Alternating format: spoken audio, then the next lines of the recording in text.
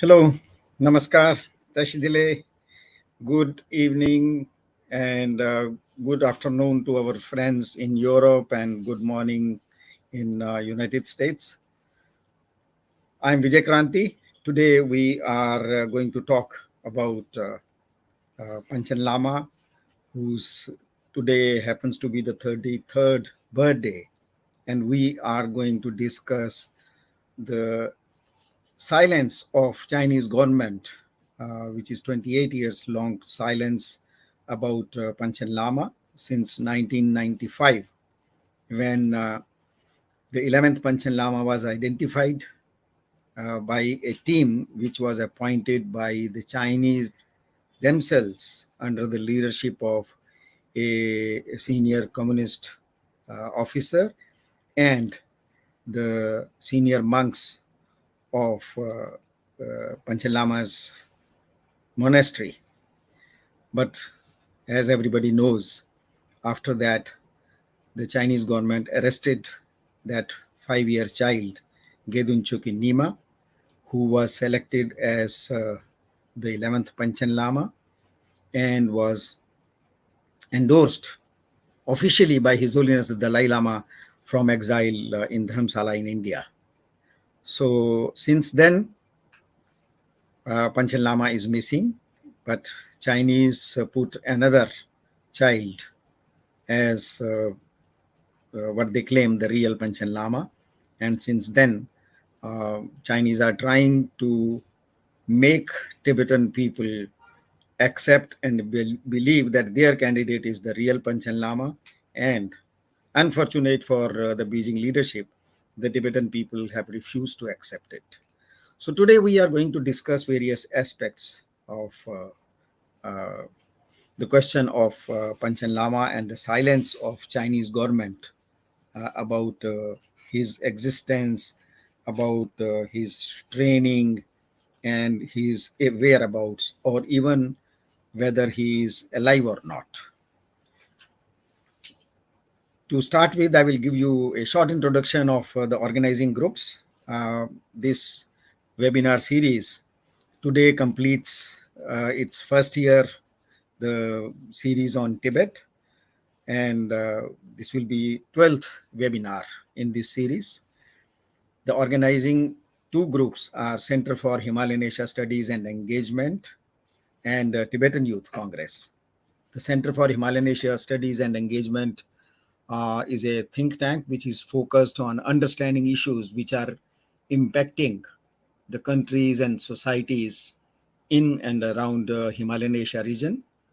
And it's a platform for exchange of knowledge, views, and perspectives among Indian and international experts, Tibetan experts, researchers, writers, advocacy groups, all those who take keen interest on various aspects of political, social, economic, and strategic developments in this region. And the second organizer is Tibetan Youth Congress. As everybody knows, TYC is the largest and the oldest socio-political organization of Tibetan diaspora.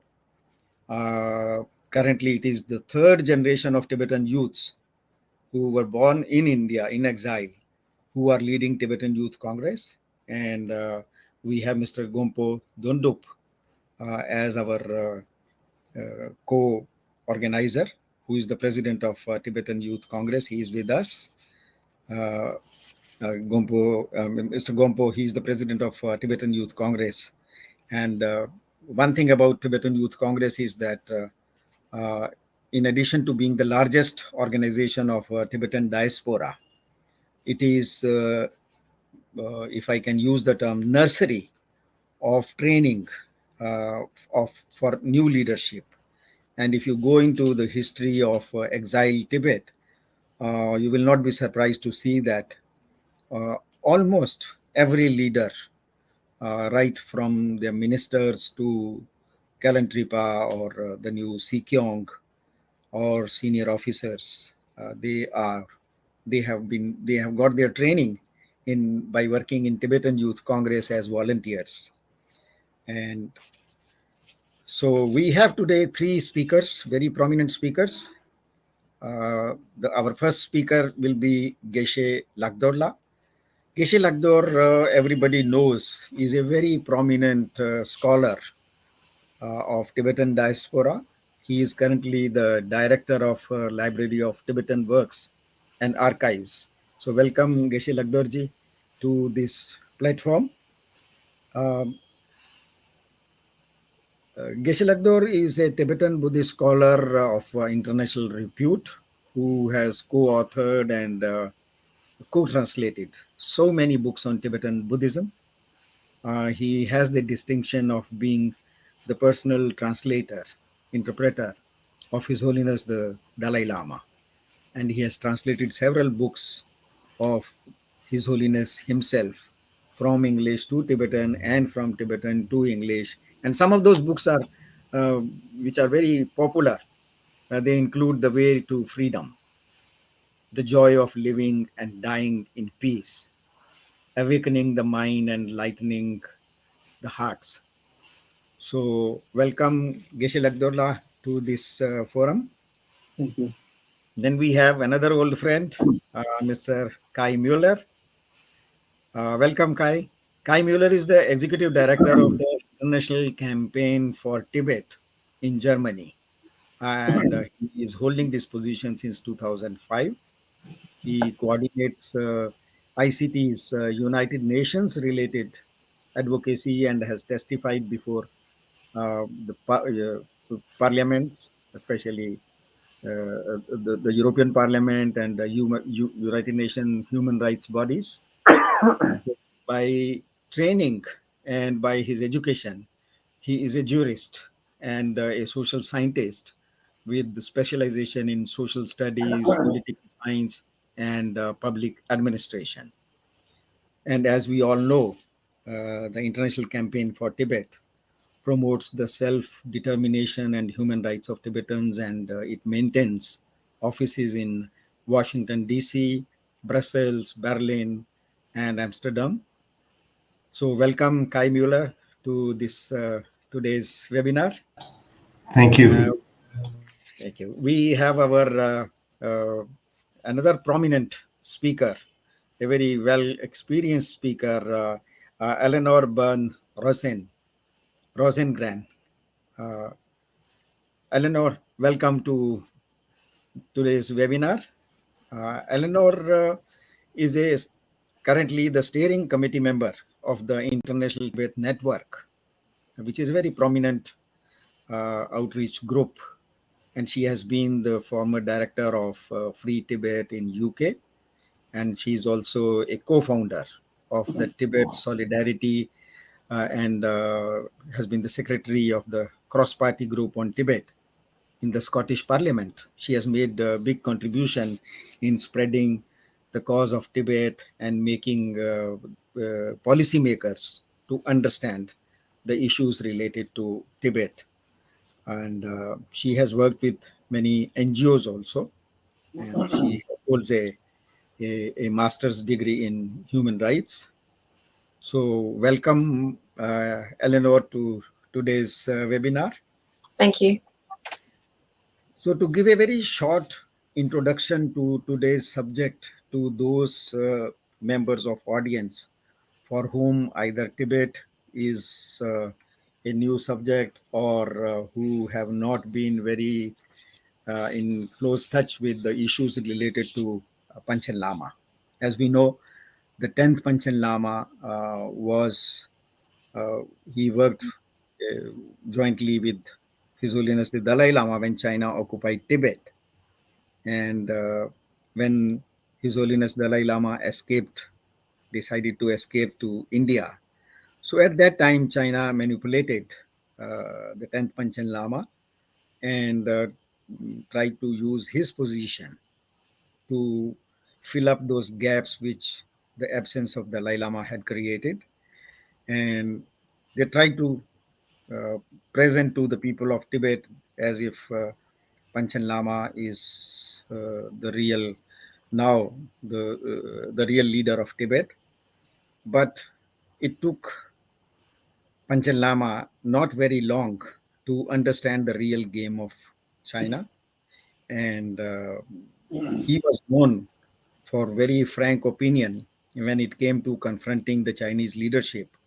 So it was in early 1960s when Panchen Lama came to know the real position, real situation inside Tibet, that he came out with a statement which is popular as 70,000 Chinese character statement of Panchen Lama about the real situation in Tibet. And in this statement, he confronted Chairman Mao Zedong directly and exposed his claims that the Communist Party was doing everything good to the Tibetan people. He exposed all the crimes the Communist Party and Chinese administration has been doing in Tibet.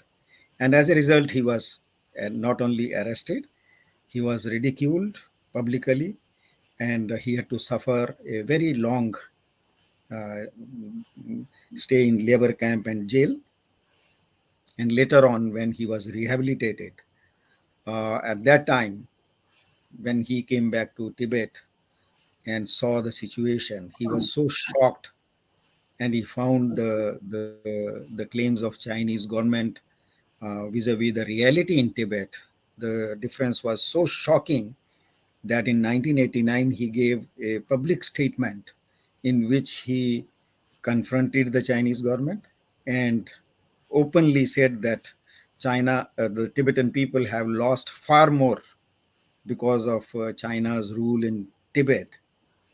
And it was very unfortunate that after this statement, only a few days after that, the Chinese government declared that Panchen Lama died due to some heart problem. And Tibetan people very much fear that it was a mischief. So since then, there was no Panchen Lama, and the Chinese government has been trying to suppress or to control the Tibetan people through suppression of religion, through destroying the local culture, because Mao had a very clear, simple mathematics. He thought that if you knock out religion from the minds and hearts of Tibetan people, it will make a, a very patriotic Chinese citizen. So that's how he did it. And the result was there was cultural destruction, there was unhappiness, and in but at the same time, the Chinese leaders or administrators in Lhasa have been continuously informing Beijing leadership that Tibetans are very happy. They are thankful to Chairman Mao. They are thankful to PLA. They are thankful to Chinese Communist Party for ruling Tibet. And but when there was a huge uprising 1987 and 1989, so that was the time when Chinese leaders realized that the information they were getting was wrong, and that the younger people, very young people who had never seen, or even their parents had never seen Dalai Lama or Free Tibet, they were in the forefront of uprising against the Chinese rule. So it was at that time Chinese government decided to they realized that the power of religion cannot be crushed, and then they decided to occupy religion from within. And then we saw many developments. For example, China sponsored uh, finding reincarnation of Karmapa, and then Panchen Lama in 1995.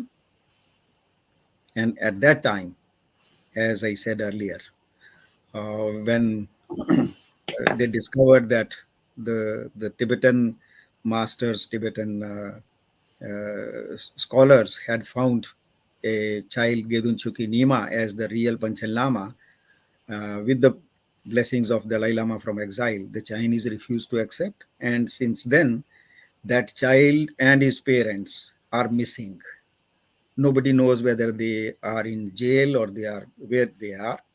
Even everybody is afraid of even the personal safety of Panchen Lama.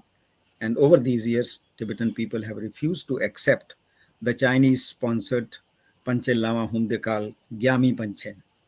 So, so this is the background to the issue of Panchen Lama. and it raises so many issues, so many questions, which have been asked so many times in so many forums, which we are going to discuss today.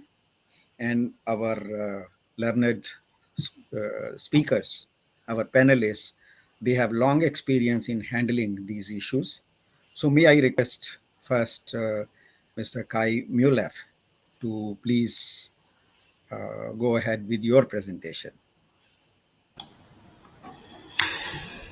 Yeah, thank you very much, Vijay, and the organizers for having me today here on this 33rd birthday of the Panchen Lama GENDHUN CHOEKYI NYIMA. And I mean, as you've already touched on the issue, there's so many facets, there's so many levels of issues involved in this disappearance, in this enforced disappearance of this young boy back at the time, that it would be actually fill, I mean, a variety, several of such webinars. I also, given that also the other presenters, the other panelists here are also going to extend on the issue exhaustively, hopefully, or in their, from their perspective. I just want to focus on a certain question, and that has got to do with the question of legitimacy of CCP rule. Also connected to that, actually, one might ask, why is the CCP so stubbornly holding on to its positioning with regard to the Panchen Lama? And I would like to tweak a little bit what you've said, Vijay, with regard to the response by the Chinese government, because it's right and it's not right to say, in a way, that the Chinese government has been silent on this, because they have said something during those 27 years of disappearance of this young boy, and now young man, actually. And that is the same, altogether the same narrative. Right? It's up to the Chinese government to make the decision on the appointment of religious clergy. It's up to the Chinese government to reveal the whereabouts, and also it's not up to the outside world to interfere while this boy, allegedly, as they say, is safe and leading a normal life, as they call it. So this is their response, their standard response, which, I mean, we've last encountered in 2020, when the Chinese government responded to a communications by a number of United Nations human rights experts on the Panchen Lama. And one should note that there have been numerous of such international UN, United Nations-led requests on the fate of the Panchen Lama. So one may ask, why are they doing this, actually? And I mean, we need to really bear in mind that many of the narratives, aka propaganda, of the Chinese Communist Party are aimed at establishing or creating the image of legitimacy of their rule in Tibet. Take for example, or look at the narrative of progress. Look at the narrative of liberation. Yeah, and this, all of which is being pushed, particularly in the international community, in the international public, just to justify their rule there in Tibet. And in the same category, I would tend to view their positioning on a Panchen Lama. So legitimacy, if you look at it from a political scientist perspective, it means you need it to justify coercive power, and you need it to create political authority. It's not merely procedural, just because you can enforce it, but it's connected to values. It needs to convince people actually to what establishes the foundations of your political authority. And this is why the CCP desperately goes at great lengths to claim legitimacy in Tibet. And actually, this is the reason for the stubborn insistence, which I have have just referred to with regard to the fate of the Panchen Lama. And it is indeed, if you look at it in detail, it is a paradox. It is in part nonsensical even. Let's look at the two paradoxes here. The Chinese government claims to be the authority to rule over religious rights, claiming to be the authority, in our case, on how to recognize religious leaders according to the principles of reincarnation. How can an atheist government claim to have such authority, one may ask? And secondly, and this is maybe more important, it goes more to the core of this paradox, is the fact that the CCP claims to have the authority over the inner workings of a religious group. In fact, over millions of religious practitioners. One would expect, on the other hand, that an atheist government, as we know it from the Soviet Union and their suppression of the then Russian Orthodox Church, that such an atheist government would be determined to reject any religious thought and institutions. But none of this is the case, quite the opposite. It is a frantic, in my view, a frantic approach to intervene in the system of reincarnation in the case of the Panchen Lama, and it does not make sense from their inner, their inner logic of the ideology of the CCP. Why is that? Why are they doing this? Because, in my view, the Panchen Lama represents an idea that is challenging the CCP rule. And this is a specific Tibetan idea, because Tibetan Buddhism represents a core tenet of Tibetan society, which through its philosophy, culture, and ethics, and through its leaders, take for example also His Holiness the Dalai Lama, is very much different from what the CCP perceives as being political authority, as being rule, as being as a society from which rule is formed or derived from. The Tibetan Buddhism there distinctively presents a different position. It is the other, if you may call it like that, in the view from the CCP, and that's why it's so challenging. This is a challenge. The case of the Panchen Lama is a challenge. And in my view, it is therefore no surprise that this other needs to be brought into conformity. And the medicine prescribed by the CCP is what we can view as or hear as the notion of sinicization. And it is very interesting. Sinicization is an idea that has been brought up by the CCP fairly recently in their expressed ideology, in language, in rhetoric, since 2015, 2016. But if you look at this case, I mean, one may expand it to the entire issue of Tibet even.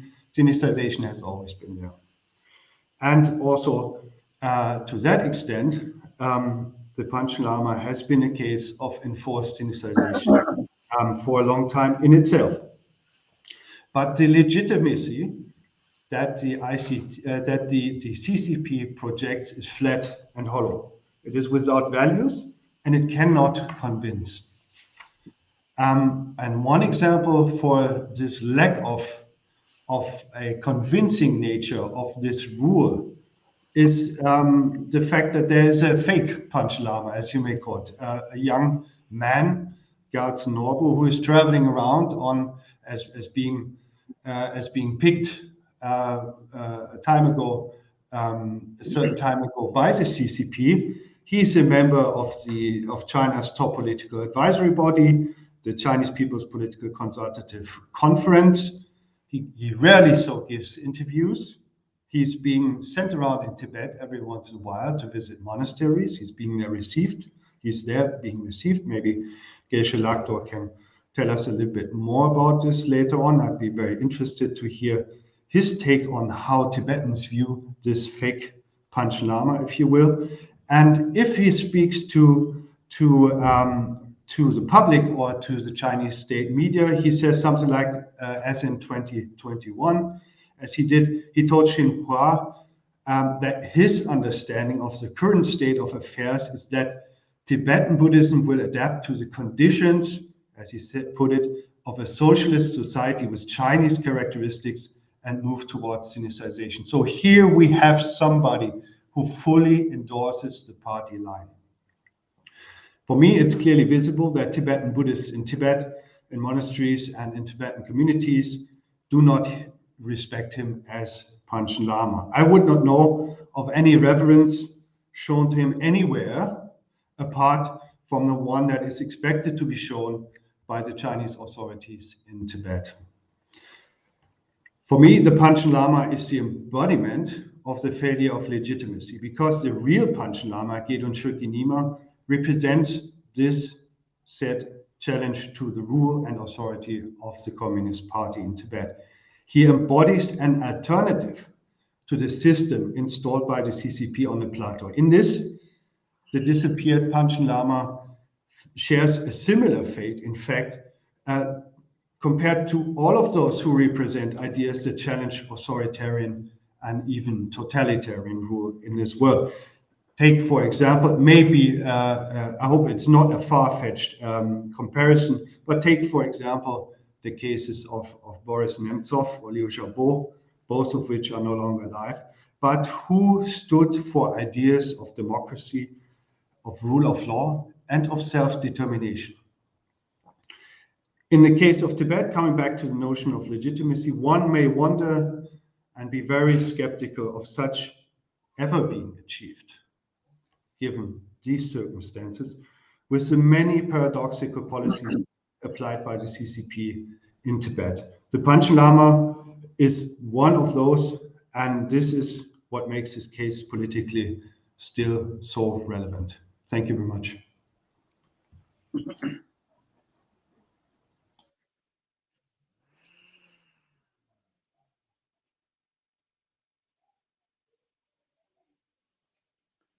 Can't hear you. I'm sorry, I forgot to unmute.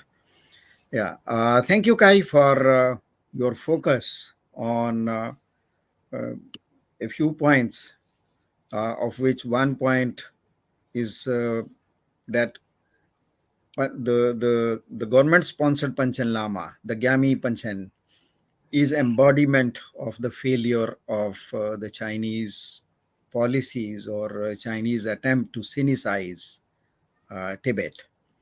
This is a problem which, of course, has reduced or rather hurt the credibility of Chinese government. And the other thing which you pointed out, that the Tibetan people, in spite of whatever pressures or whatever propaganda of Chinese government, the Tibetan people have refused to accept or endorse the Chinese-sponsored Panchen Lama. That itself shows, in my view, it shows that people's resistance against China is alive. People of Tibet have refused to endorse the Chinese rule, even if, as you said in the beginning, they claim of bringing in prosperity and development and liberation. So thank you very much for this perspective. And now may I request Geshe Lagdor, who is a Tibetan, a very well-known scholar. So we would love to have a Tibetan perspective on how China is handling this issue and the implications the disappearance of Panchen Lama are there. We would love to hear from you. Okay. Geshe Lagdor. Okay. So first of all, I would like to thank the Himalayan Asia Studies and Engagement and Tibetan Youth Congress for organizing this webinar to examine why Xi Jinping and Communist Party of China are afraid of a stolen child, with my fellow panelists, Kai Muller and Eleanor. I would like to express my appreciation to Kai, Eleanor, and Vijay, and all of those who may be listening to this, watching this webinar, who have been supporting the Tibetan cause for a long time. I want to echo His Holiness the Dalai Lama's statement, where he repeatedly said that those who support the Tibetan cause are not necessarily pro-Tibet and anti-Chinese. They are pro-justice. I think this is very, very important to know. In my own case, I've been talking to many people while trying to gather their support. I have been telling them that if you support us today, this will also support the longevity of life of humanity altogether. If you don't support us today and let Tibet die, then this will leave a very bad precedence. Next time, if people talk about supporting some others, they might say, who have supported the Dalai Lama and the Tibetan people when they were faithfully following the path of nonviolence 50 years. Probably there is no incidents in the history. If there are, then still not many who had completely followed the path of nonviolence. So therefore, supporting Tibetan cause is supporting nonviolence, supporting human decency, and supporting democracy and so forth. So it is from this perspective that I would like to also thank my fellow panelists and others who have been for so many years seen the just cause of the Tibetan people and supporting it. Let me just try to say a few things which I really would like to remind people that this question related to the Chinese government, how should we see what is happening, not only between Tibet and China, but whatever is happening with China, with whatever country and whatever people. So we need to have a larger perspective of the Chinese, especially the communist Chinese government's way of doing things. Number one, I would like to cite this quotation from Mao Zedong, who said, political power grows out of the barrel of the gun. So that is what they believe in. Still, they follow that. As you see right now, what is happening. I don't have to go into this detail. That also reminds me the last meeting of His Holiness the Dalai Lama with Mao Zedong, where he warned His Holiness Dalai Lama about religion by saying that both Mongolian and Tibetans are poisoned by religious practice. That's their belief. And of late, other communist leaders also said, cut the head of the snake. So that means, do away with His Holiness Dalai Lama, do away with Buddhism, then the solution is found there. So this is what they believe. So we need to see everything from that perspective. As I said, for me, now I'm not an expert or a specialist, studying what is happening in China, but what has happened to me in childhood when I had to leave my country, when I was around 7, 8 years old, the experience of that. Then the experience that the Tibetans, hundreds and thousands of Tibetans experienced since then until today.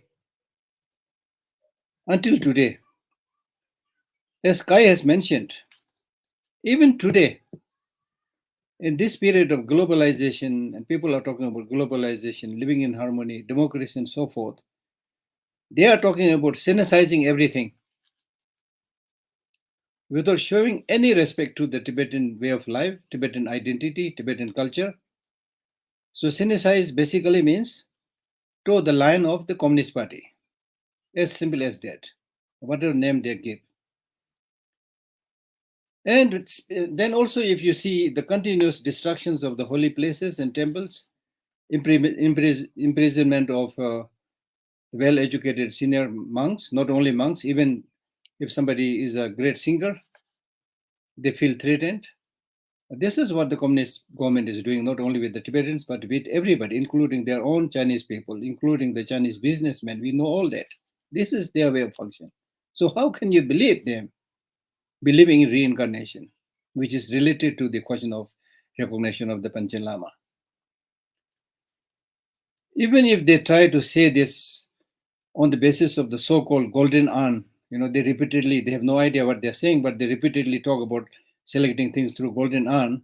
So I want to mention here today, if that is the case, then you have no right to meddle with the reincarnation of the 10th Panchen Lama, and also what you are planning now about the reincarnation of the 14th Dalai Lama, and even this 14th Dalai Lama.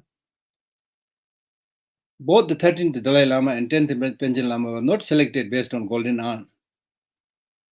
If you go to the root of the history of this so-called golden urn, there was a time when the Chinese had a little bit more influence in Tibet because of some other reasons. I don't want to go into detail. So seizing that opportunity, they suggested the Tibetan government to adopt 29 something rules, which included this so-called golden urn, which was basically the Chinese used as almost like a process of dice throwing that they used to practice. So they brought this. And because of that relation at that time, the Tibetan government did not right away refuse, but they did not also practice that selection through golden urn faithfully. On few occasions, they use it just almost like in a humoral way. Okay, so now since the 10th Panchen Lama is not selected through using the golden urn, and not only that, they wanted to, as Vijay bravely mentioned, they try to use the Panchen Lama, to play their politics. And when that selection was not very successful, I mean, I'm talking about the selection of the 10th Panchen Lama after that passing away of the 9th Panchen Lama, when they were trying to use that opportunity, they were able to clearly see that Tibetans will not recognize it. And then Taishilabo Monastery and the Chinese government also had to contact His Holiness the 14th Dalai Lama to get his approval, to get his recognition. So that was not elected through golden urn. And then in the case of the 13th Dalai Lama, when the 13th Dalai Lama went to Mongolia because of the Chinese influence and so forth, they said the 13th Dalai Lama is not the right Dalai Lama, he's a fake Dalai Lama, he should be dethroned, he should be scrapped of his position. That's what they said. Now, if they don't believe in the 13th Dalai Lama, how can they believe 14th Dalai Lama as the reincarnation of the 13th Dalai Lama? If they don't believe 13th Dalai Lama and don't also believe the 14th Dalai Lama, the present 14th Dalai Lama, they call him a wolf in the sheep's cloth, counter-revolutionary, all the bad things. So why they are interested in selecting his reincarnation, which they are already planning? So these are jokes. These are big jokes. The only thing is they have the power. So they are using power. By all means, they are using power in every sphere, every field. So I don't have any trust in what they say. This is not just me not trusting, but how they manipulated all the neighboring countries and the small countries all over the world, and how they are losing their trust today. As clear as that. But to focus more on the religious aspect, if you are interested in selecting the reincarnation of the high Tibetan Lamas, then you should honestly, sincerely believe in future lives. Do you think the communist government believes in future lives?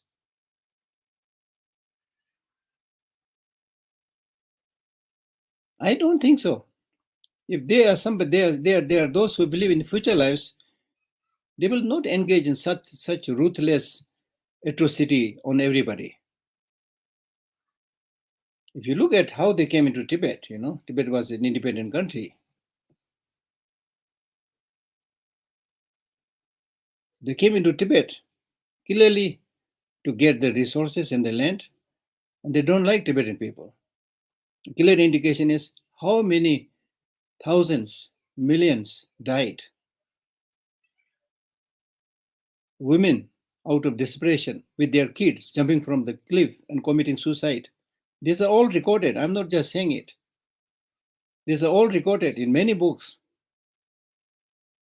The tragedy, the hell that they let loose on Tibet is unthinkable, unimaginable. The looting, as the Panchen Lama mentioned, that they did, that is unthinkable. So they want land of Tibet, not Tibetans. If they genuinely believe that Tibetans are Chinese, then they should treat Tibetans as other Chinese. So the problem is really much, much bigger. So these are all fake. So now what they are also doing is they are very good in making fake narrative building. And they are very concerned about building the image and talk about the positivities of Chinese policies and the great things that they have done in Tibet and so forth. And they also believe that if you tell the same lie 100 times, it will become truth. That is what they said. I'm not saying that. This is how they do. Use gun and tell lie 100 times. It will become the truth. This is what they're practicing on their own people. The only thing is people have no freedom to say what they want to say what they have eyewitnessed. So that's the problem. As His Holiness the Dalai Lama himself very clearly said that the problem with the Chinese is they have mouth and no ears. They keep on lecturing. And they don't listen.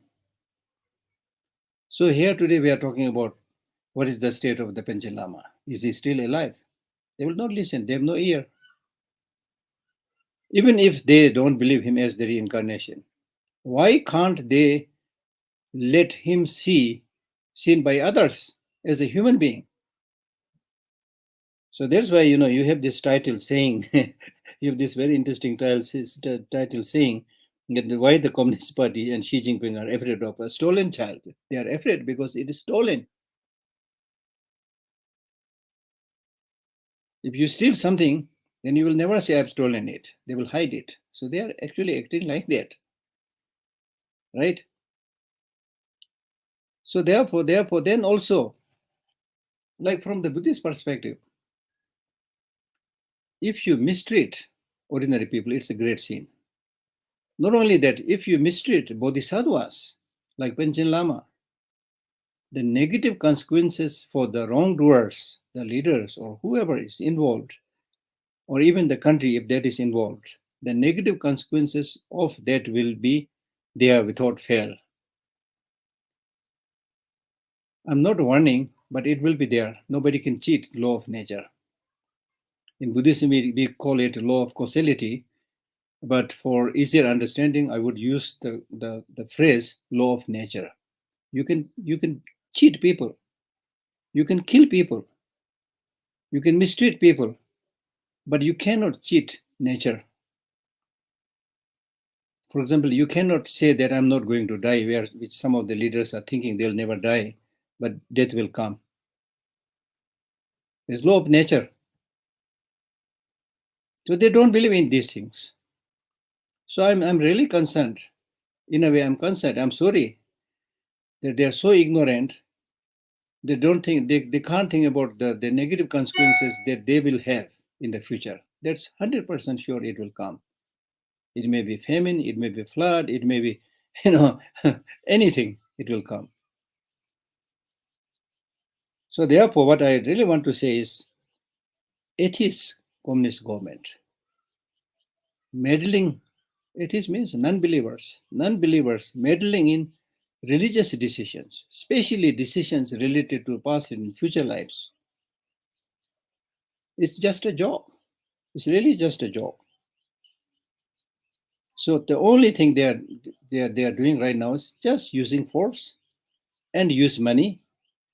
Now China is aggressively focusing on controlling all the reincarnation, especially the reincarnation process of the current 14th Dalai Lama, by building global credibility and support around the same through its faith and Buddhist diplomacy on the foreign front. And this is done to exercise greater control over Tibet. Nothing to do with the religion, nothing to do with the benefit for the Tibetan people. China has already employed the Buddhist Association of China, for which Jensen Norbu, who, as Kai mentioned, that I should say something about him, I have nothing to say. The only thing that I wanted to say is that China has now employed the Buddhist Association of China, of which Jensen Norbu also serves as the vice president, but he is only their voice.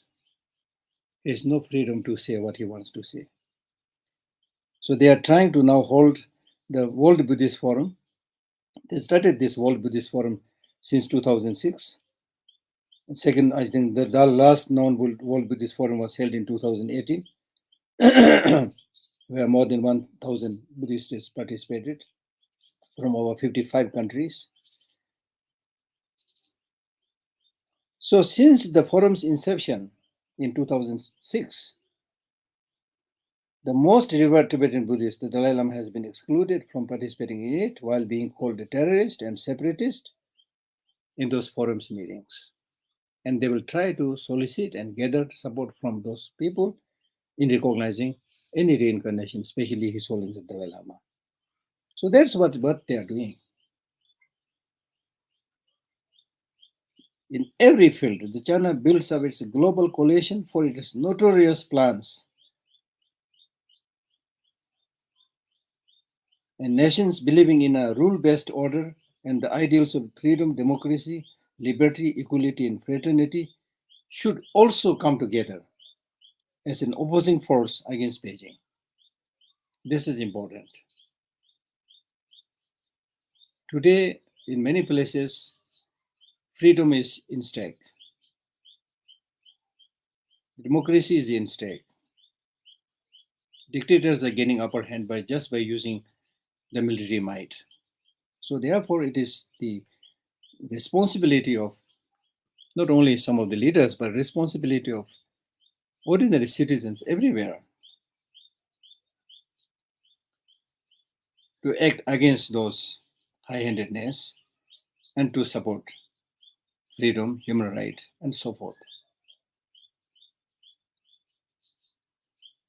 So therefore,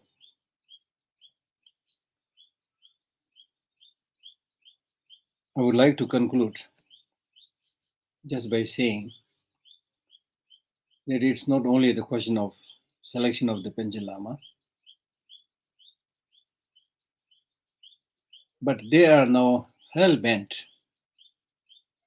to try to completely erase the very identity of Tibetans, be it the language identity, be it the religious identity, be it the cultural identity, anything under the name so-called Sinicization. But truth is truth. Law of nature will prevail. As a Buddhist, that's my fundamental belief. So at the end, I pray that JINPING is still alive. But if you're a believer in some of these true teachings, then these great reincarnates, whether they're alive or not alive, they will do their work.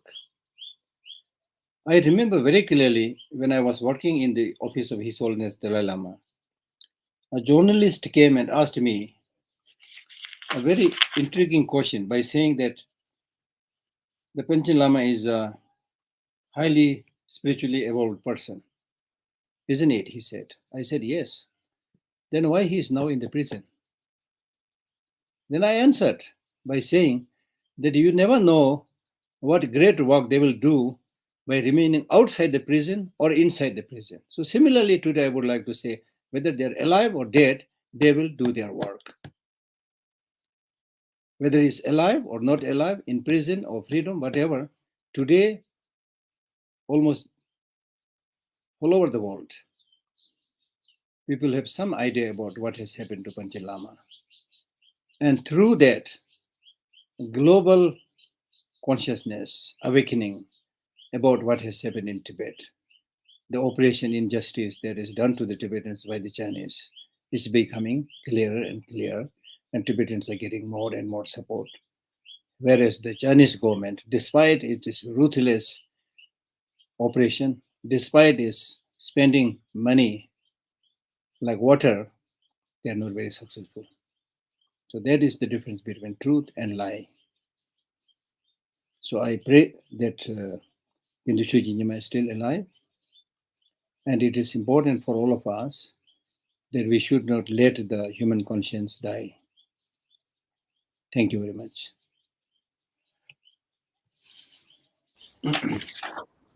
Thank you, Geshe Lakdorji. As we were expecting from a spiritual person with deep philosophic knowledge and experience, you made this point very clear and in a very practical way, that a government which is openly claiming to be atheist, has no faith in religion, and still, why it should have any business in meddling in such serious religious matters as incarnation?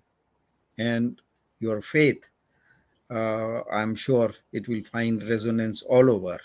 Your faith that uh, the Chinese government, in spite of all its uh, deception, is going to be exposed across the world, and all those religious spiritual personalities like Panchen Lama, whether they are free or in jail, whether they are alive or not alive, still their the impact will be there, and China will pay for it. Thank you very much, Geshe Lakdorji. And now we are coming to another personality who has very practical uh, experience of dealing with the Tibetan issue on political levels, on social levels, and she has been engaged very deeply in reaching out to policymakers, opinion makers in Europe. So we have Eleanor with us.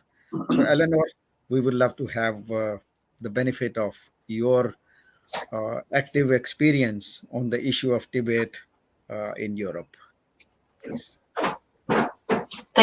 Thank you, Vijay. Thank you for having me on the show today.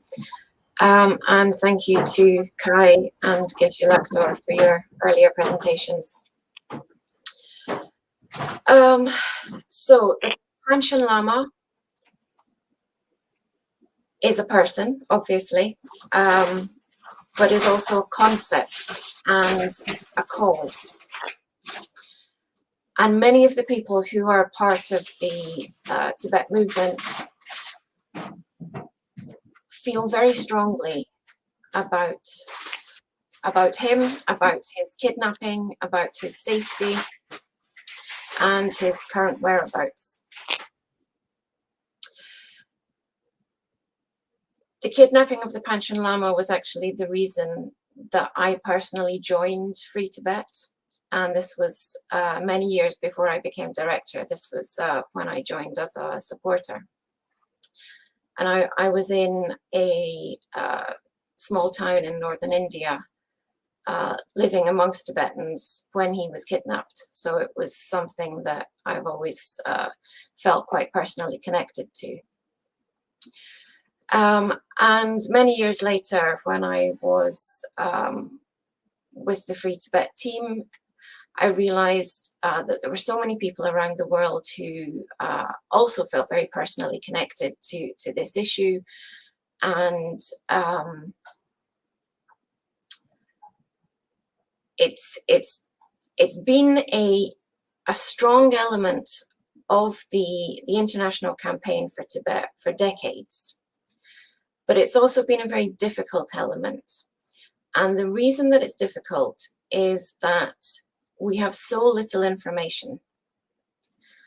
And the information that we do have is from the origin of the issue.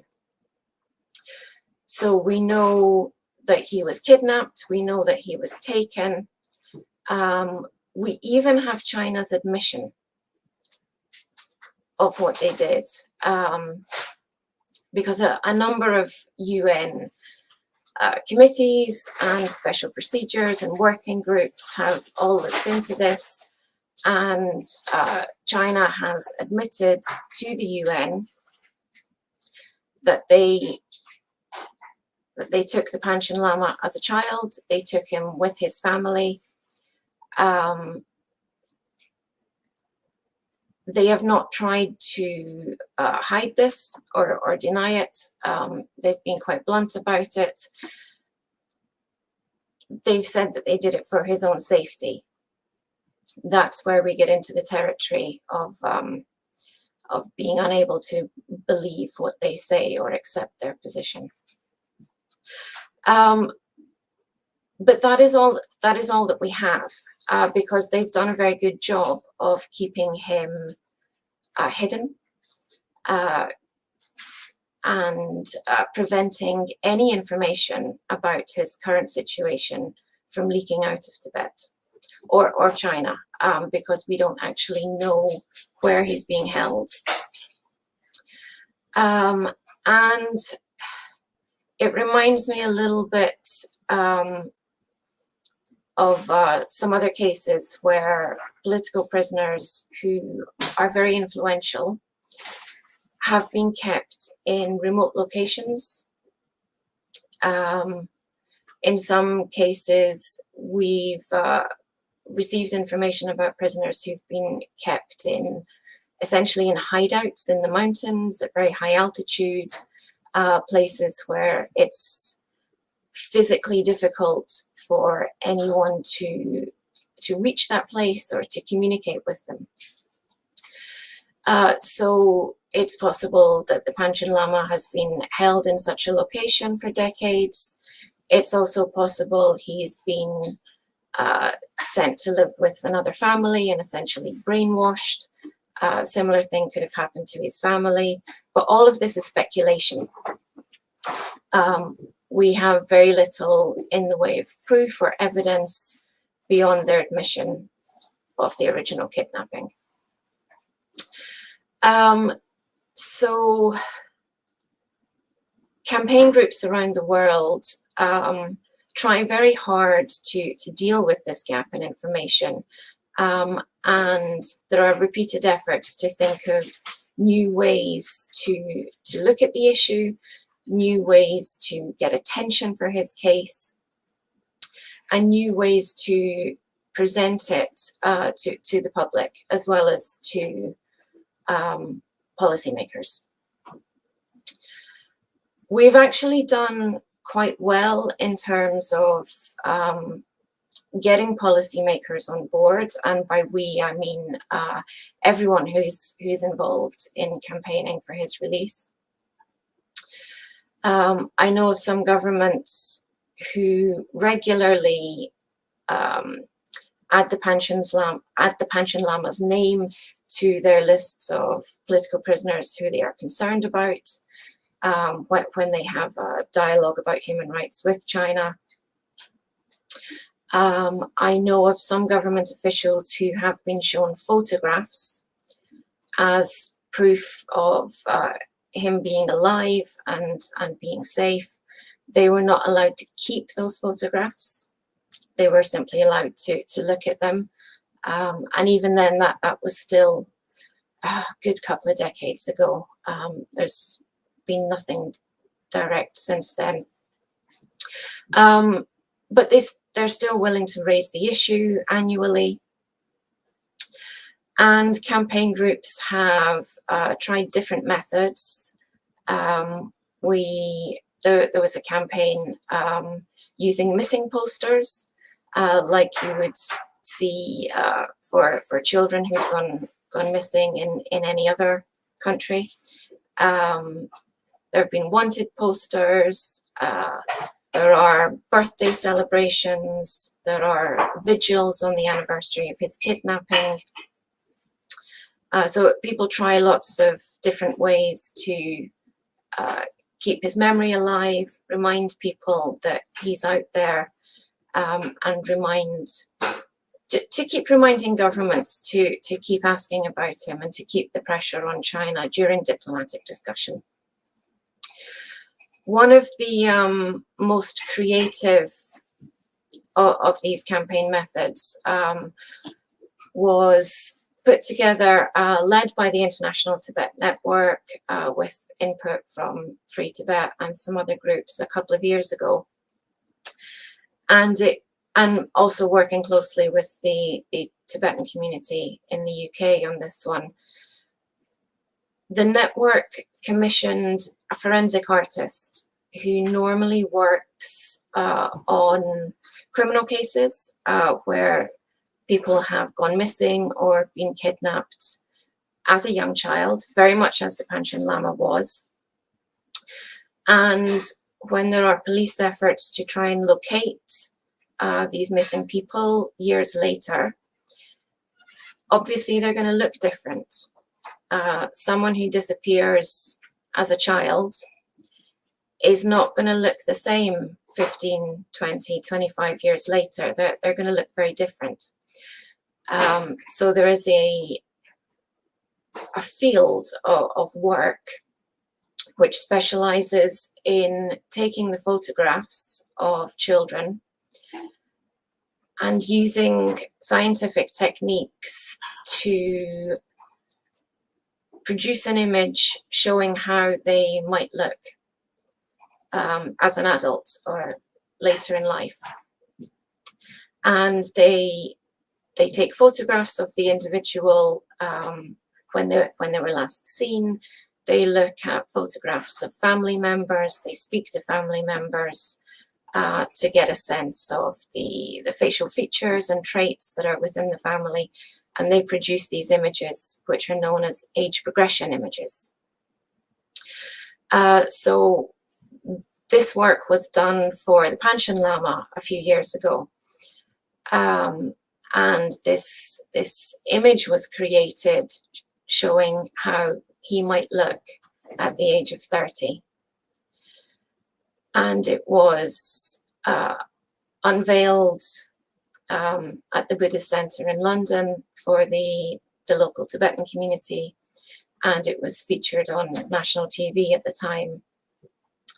And people had quite a strong reaction to seeing the face of this person who's, you know, been held very dear in their hearts for many years, but who they have not seen or heard anything of for such a long time. And there were tears in the room. It was quite a moving experience.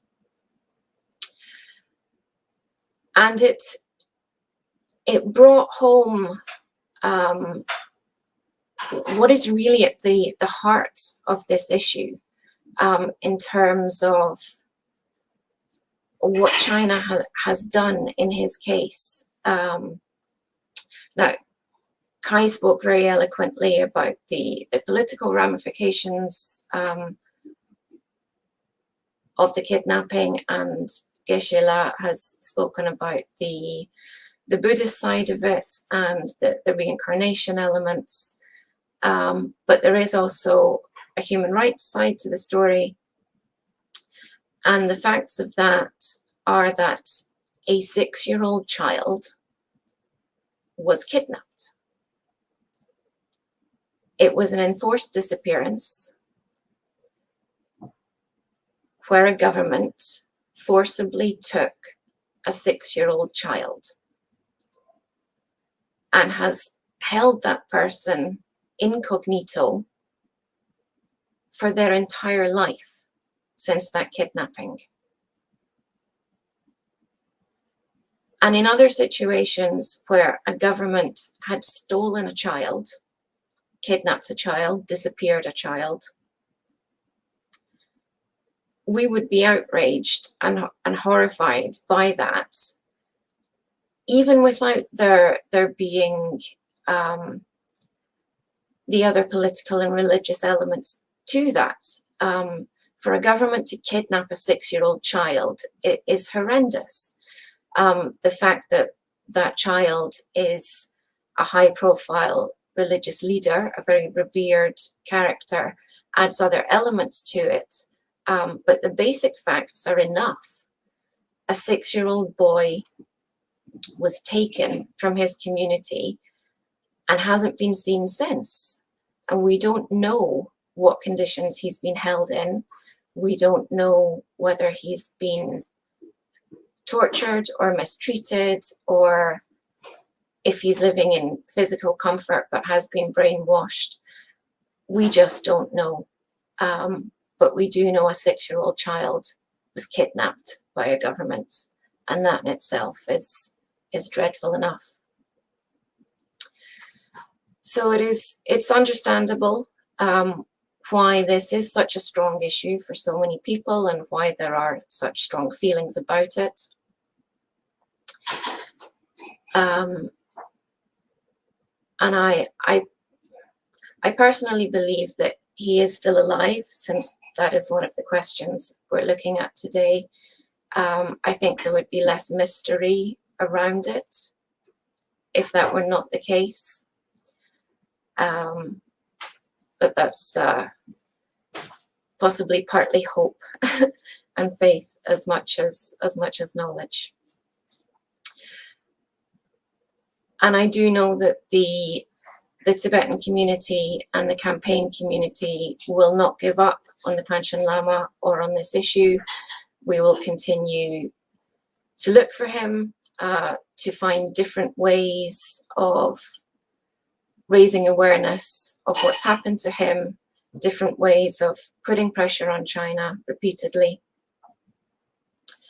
And yeah, that's the ultimate message there, is that we will not give up. And there is nothing that China can do that will make people give up. Thank you. Oh, thank you, Eleanor. You reflected the spirit of people around the world who are fighting against injustice. And in this special case, people like you, your organization, and your other collaborating groups, they are fighting for a child who was stolen by a government. And when you mention that even if it was a high profile child, ultimately it was a child. And the way a government, how they treat him, how they treated him, whether it was physical torture or brainwashing, this is something unbecoming of a government or a system which starts with the idea of Marxism, claiming that they believe in human values and justice for those who are downtrodden.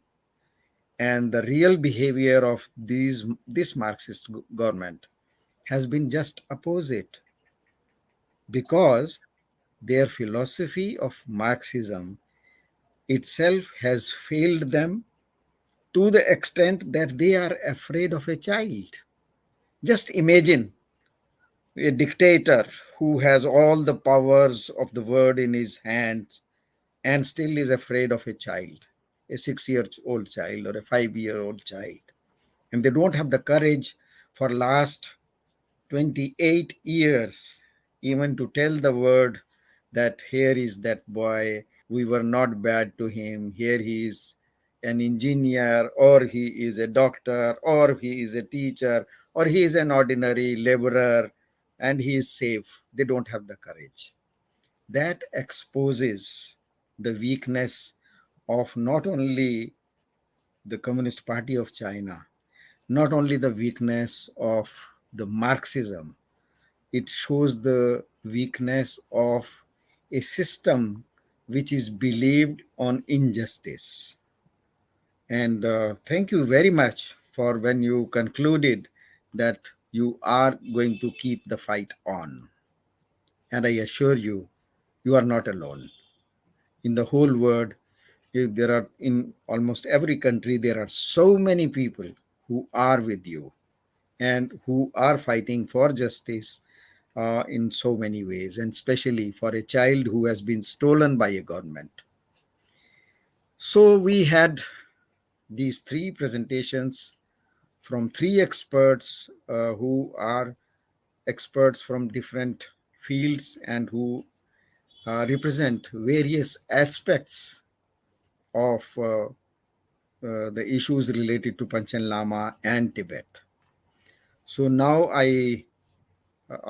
this is time for our audience to come out with questions. Our colleague, Professor Ayushi Ketkar, who is an expert on international affairs and security matters. She is currently with Jawaharlal Nehru University in New Delhi. So she had some emergency. She had to drive from her office to home. I hope she is right now available. Ayushi, are you there? Good evening, sir. I'm very much here. Wonderful. Can you hear me? Yes, we hear you very well. My only, pardon me for not being available in the video form because I'm stuck up in a very bad traffic jam. But I've heard the discussion and I have noted the questions from the audience and from various scholars that have come across the globe. Yeah. So if you don't mind, I can ask the questions. Yes, please go ahead. Ask your questions. Thank you, sir. Jaishila, you mentioned a very important point. You said how Dalai Lama very clearly mentions that the Tibetan fight is not about being pro-Tibet or anti-China. It is a fight for justice. So that's a very, very pertinent point that you've mentioned here. And my question to you is, in a world full of injustices, where do you see this fight for justice heading? Do you see a logical conclusion to it? Do you see it being victorious? Because clearly, the Tibetan movement has seen a lot of indifference from the world. And it is really surprising and also, very, very scary in the sense that a very just cause is many a times ignored by the world. We take up lesser causes, but when it comes to the Tibetan movement, it's clearly a victim of indifference. So that is my question to you. Kai sir, it's wonderful hearing you once again. The question for you is, where do you see this politics of reincarnation going? Because, if we look at politics by itself, this was supposed to be, especially the formation of nation state system, was a result of a clear delineation between politics and religion. But again, we have come down to that state where religion and politics is so intricately woven that, now we see governments talking about reincarnation or wanting to take control of reincarnation. So what are your views about it? And Eleanor, for a wonderful activist like you, I wish you all the success, and you're doing great work. And people like you and Vijay Kranti sir, I think movements survive because of the passion that you show and the intensity with which you carry these movements. But, this is a question to both of you. China is a country with extremely deep pockets, and it believes in dead diplomacy. So in this entire movement, where do you see issues of human rights, like, the whereabouts of Panchen Lama? You've rightly said, Vijay Kranti sir, that at least is he alive or dead? That is something that the world needs to know. I mean, and China is not even doing that. Look at the way it is blatantly, running short over all humanitarian human rights issues. There is absolutely nothing that China is following. So with the kind of clout that China holds, both in terms of financial clout and the military clout, do you see, uh, you know, spiritual leaders like Panchen Lama being lost to this ruthless power called China? So, So yeah, let us start with the Geshe Lagdorla. yeah, let me answer this, try to answer this. You see, it is probably not true to say that it's only Tibetans who are left and people don't pay attention only to the case of Tibetans. You may be saying this because probably you may be a good supporter of the Tibetans. but generally speaking, you need to, again, as I said, you need to see things from a larger perspective. If you see things from a larger perspective, then human mind is basically dysfunctional. So there is a need to have, global, consciousness awakening. That is very much needed. Now, to explain this with an example, for example, it's nothing but human nature that you will not, extend your hands and you will not go out help others unless you have started, suffering, or unless you have sensed that very soon you are going to suffer. Only then people will wake up. Now, for example, in the reason that, like, even in one country, for example, how much attention do we pay to the poor people? We easily pay attention to the rich people. The government will pay attention. The others will pay attention. Although they don't need attention, they have everything. But we need to pay attention to the poorer people. So how much attention are we paying, even in one country? So this is human nature. This is human nature. So therefore, it is important to have a global kind of awakening of the global consciousness. Is very, very, very important. Okay. So therefore, in the case of the reason that there was negligence is one, they want to make connection to a more powerful country at the sacrifice of smaller country, because there is more chances of doing business and more chances of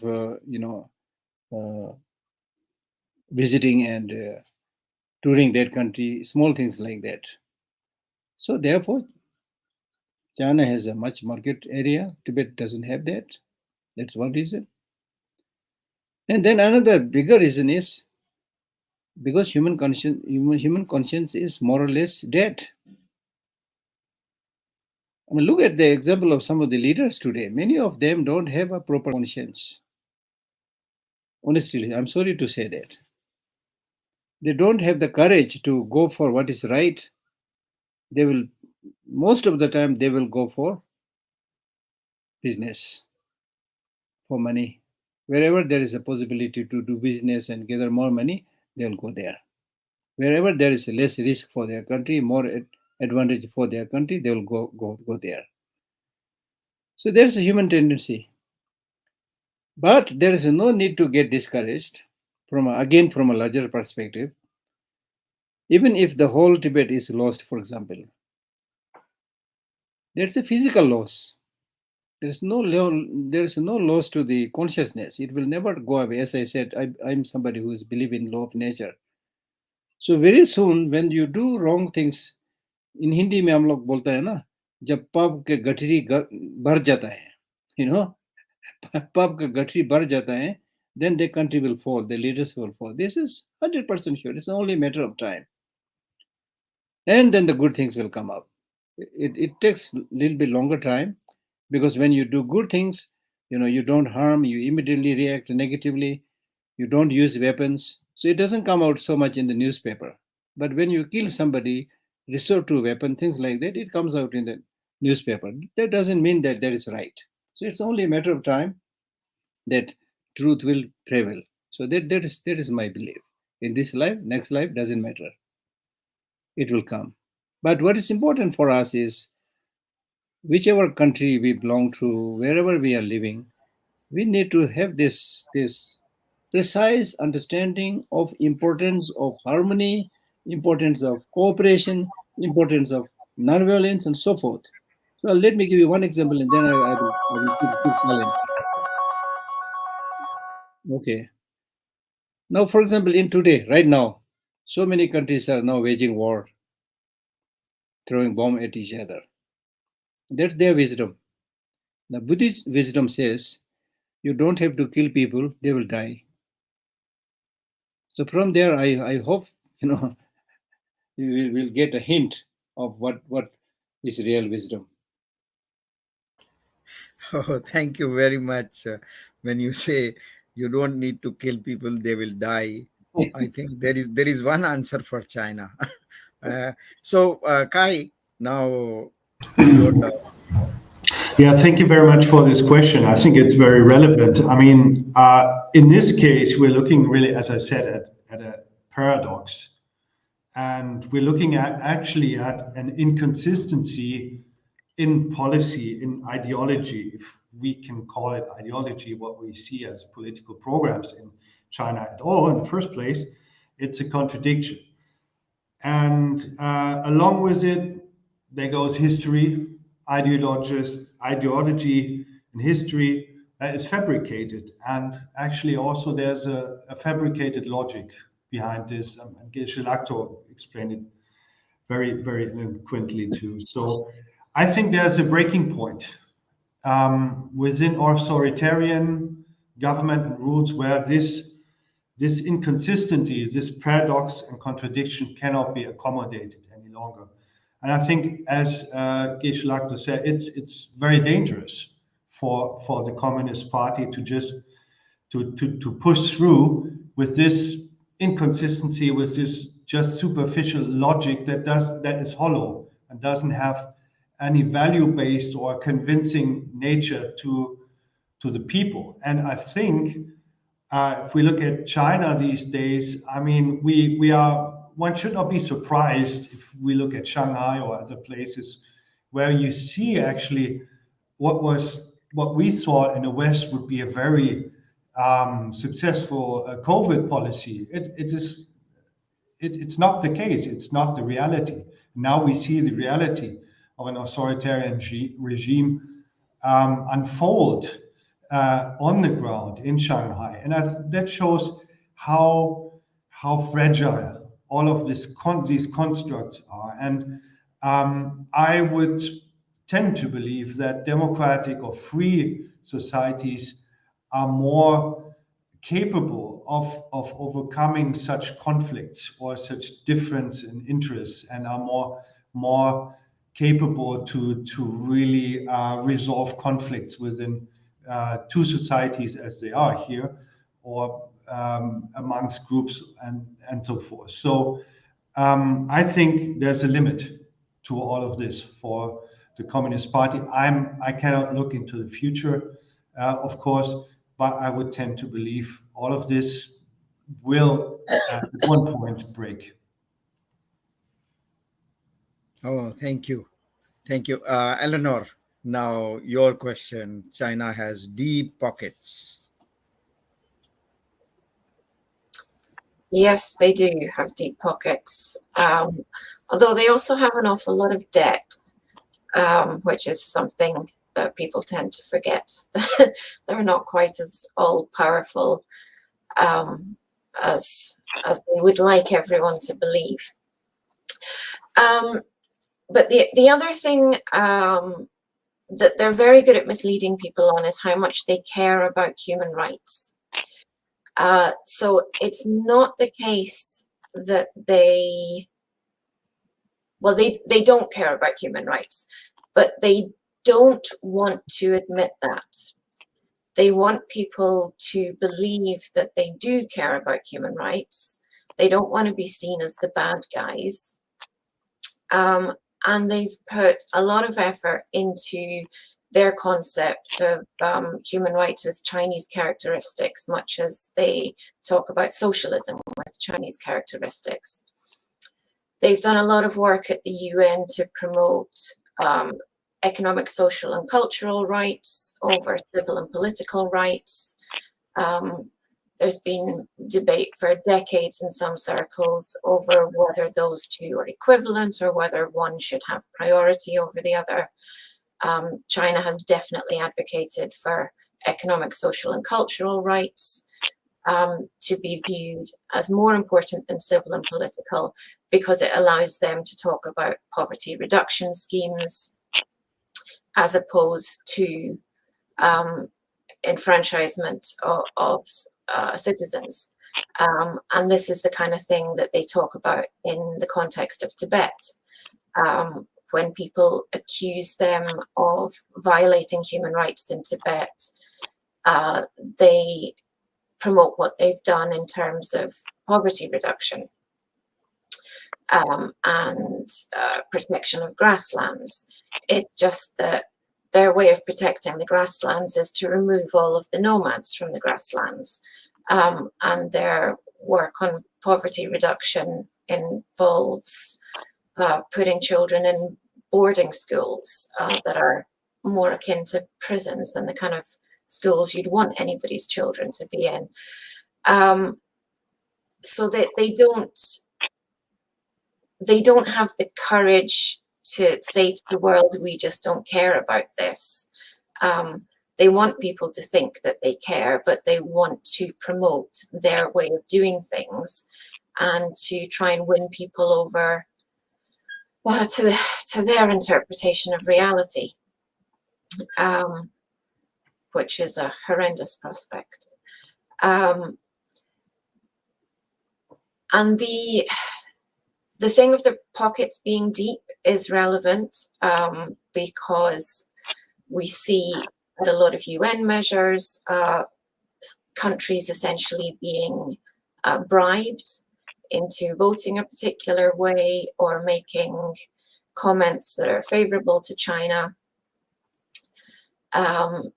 Sometimes this is done in quite a direct manner. Sometimes it's China going into countries, buying up land, offering infrastructure projects, and then holding countries to ransom over that.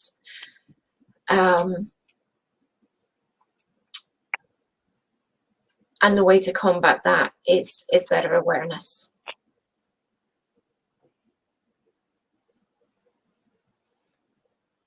We need people to understand that these are tricks that they're employing and to refuse to be fooled.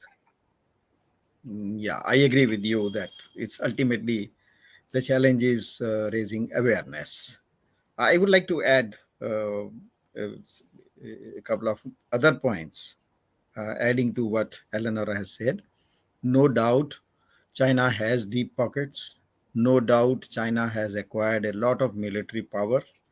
And no doubt, China is using these resources to, in a way, blackmail the world.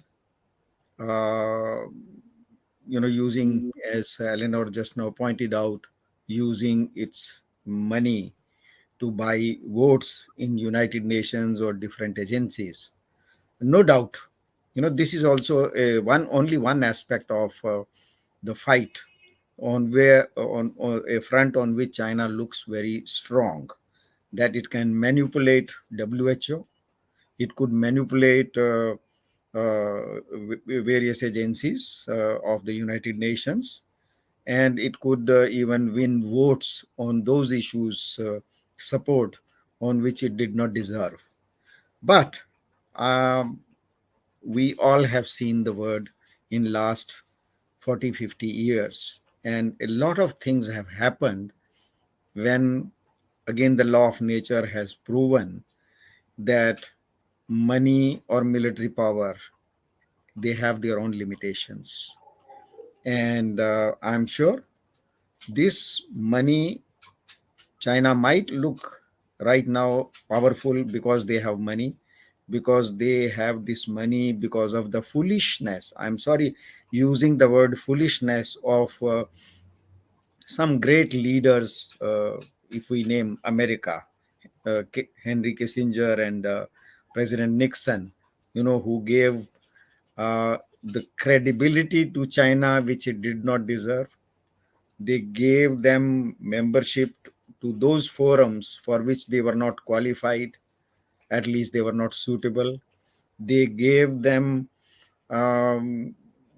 technology they gave them investment, and then they gave them their industry, shifted their industry, and overall gave them capital. And to the extent they gave, handed over their markets to China. And today, the same very countries, whether it is America or Europe, they are realizing that China is using the same euros and dollars which they earned because of foolishness, foolish decisions of Europe and America. Now they are threatening the basic values for which the whole West stands. But it doesn't mean that is the end of the story. China has now engaged itself so deeply. If you look at it, they have put tons of money. People are worried that this money, with this money, they are winning votes. But I am thinking they have sunk their money in black holes.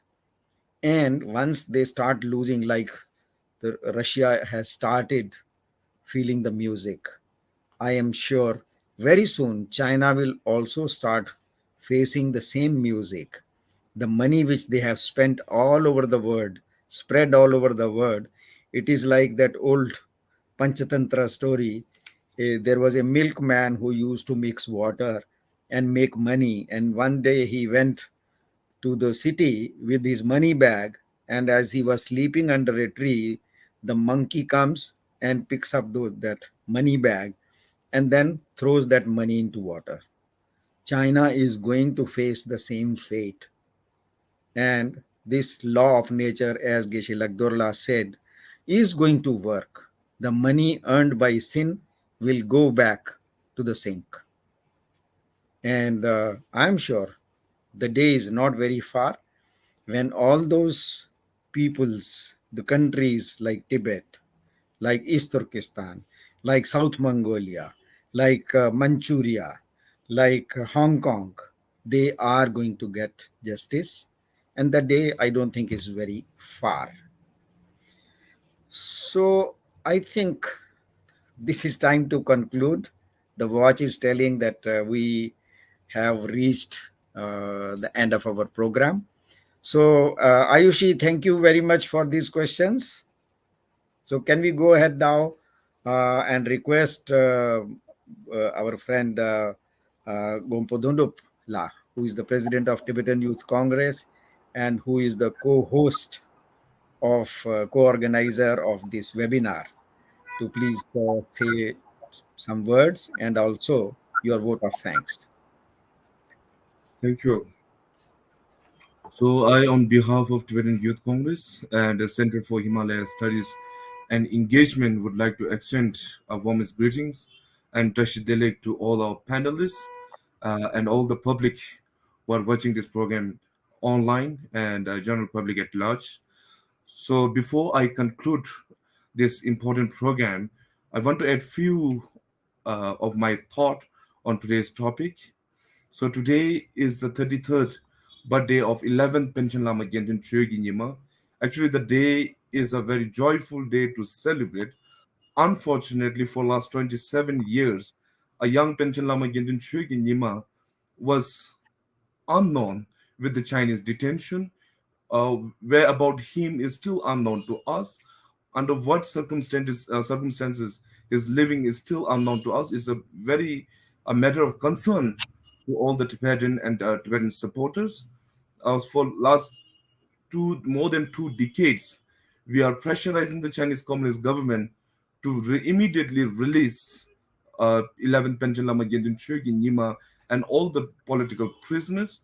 But the Chinese government is far away from accepting our demands.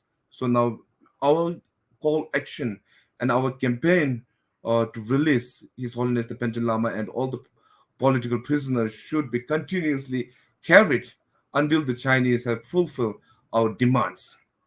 Whenever we celebrate or observe the 11th Panchen Lama's birthday and his detention, we always remember and we always respect the kind of contribution and the sacrifice made by the 10th Panchen Lama, CHOEKYI Gyaltsen. As we always know that the 10th Panchen Lama have immensely contributed for the just cause of Tibet. He very boldly, with a very sense of nationalism, he have wrote a 70,000 character petition to then Chinese government.